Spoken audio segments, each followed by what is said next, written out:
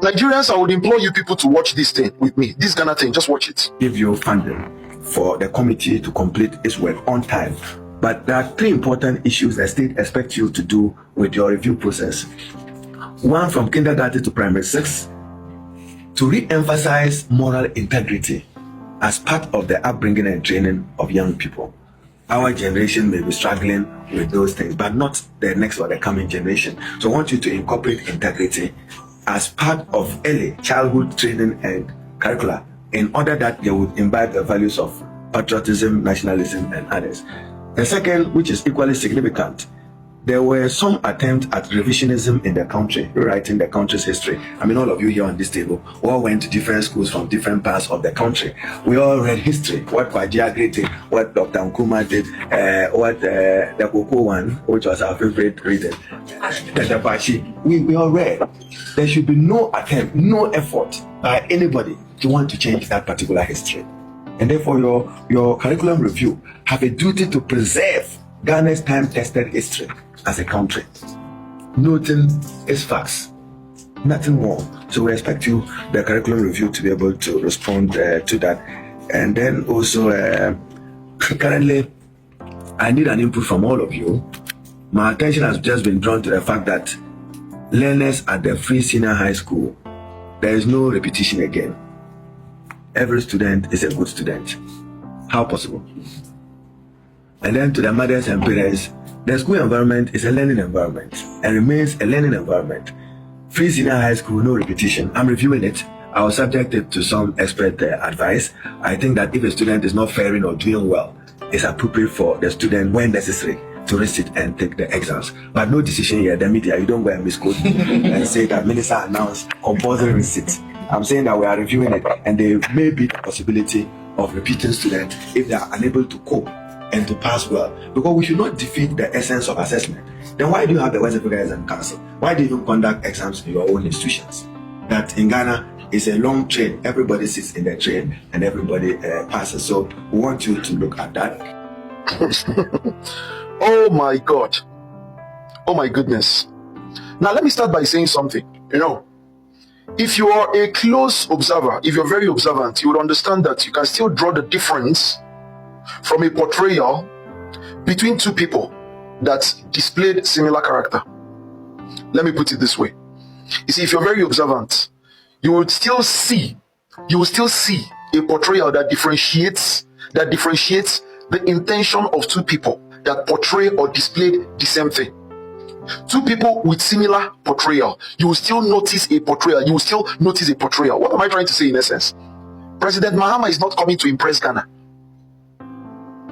By this, President Mahama, he's not coming to impress Ghana. It's not about Ghana. It's about what he had told himself. You don't get it. In Nigeria, there are some politicians that will to impress their people for a while. And when you look at it, you see that this impression is owed to the fact that they want to create a distraction because they have ulterior motives. If you're very observant, you will see the irregularities even in the impression that gives away that this impression is with an ulterior motive, right? Good. Now, what am I trying to say in essence? When you understand what President Mahama's administration is doing in Ghana, you would know that you should be buried afraid if you're an enemy to Ghana. You should be buried afraid. In the next 10 years, you heard it from this speech, nobody will recognize Ghana. President Mahama is setting fire. President Mahama is creating a Ghana that will fly with or without him. You don't get it. If I tell you, let me tell you, what this Minister of Education just showed there is the whole entire problem, is the whole entire challenge as to why Nigeria is where it is right now. This is what we missed as to why we're here, as to why we're a bunch of criminal-minded faucets, as to why we're a bunch of millionated, secluded sets of people, as to why we're a bunch of people suffering from imbecility. And oh dear, you don't get what's happening here. I don't want to talk about the other part where he mentioned schools that really don't, I don't know what's happening, because we see a lot of this. In fact, it is a majority with Nigerian schools because it's a private school and they want to always take that money from their parents. So no student actually fails. Every student automatically is a good student until at the end of it all we see that majority of them are actually are not good students. Majority of them. Why? Because government schools are dilapidated, had collapsed. The government doesn't care. They are giving room for people to go and privatize a number of things, and people are now running education as business. It's all about business for them. So children no longer feel. That's exactly what he's talking about right there. How can people go through schools without, at least having a seat, to having a room to prove themselves? Perhaps if they could not follow up, then this is that a child should receipt. At least for such notes, it should motivate the child to continue doing his best. A child should be able to receipt. But that's not even my claim now. That one is general. Everyone. My own is how this man got to understand. How this man got to see the future. Because this is something you see when a man sees the future. When a man has a vision. Let me shock you people, right? So this is a knowledge that was conferred to me on grounds that I was a British Council member, junior rate. My parents were British Council, so they introduced us. They made us subscribe to British Council, while we were younger, when it was in our state, right? Good. So it conferred a lot of things for me. It helped me even as a teacher while I was teaching children, right? Those days.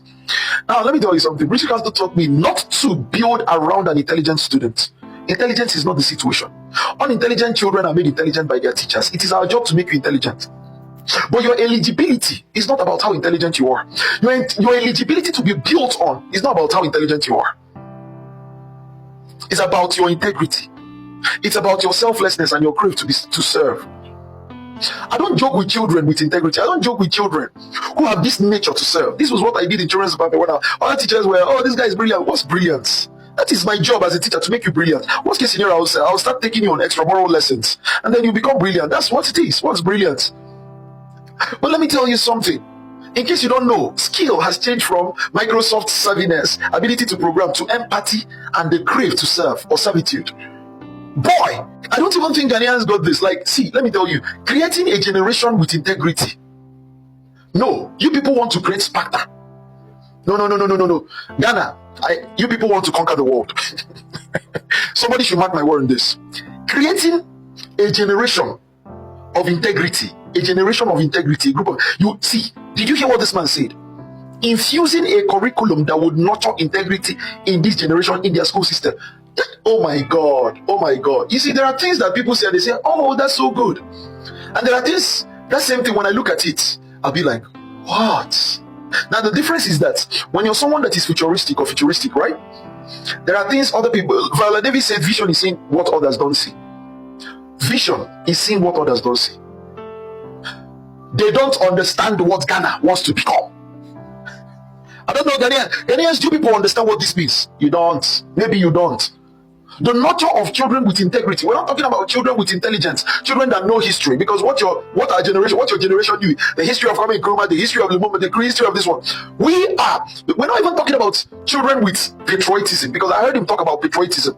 But the fact that this man mentioned integrity, he has locked Ghana on. Ghana is locked down.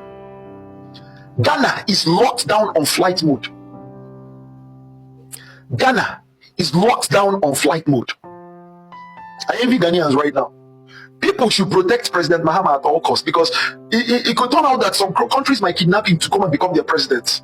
They might have to kidnap Mahama, come and preside over us. It's a must. Leave Ghana. You don't get it. If you don't get it, don't forget about it. That's why I'm here. Ghana is locked down on flight mode. It's all flying. Ghana is no longer attempting road. They are no longer attempting road with us. It's not a railway thing. They are no longer using tracks. It's on flight mode.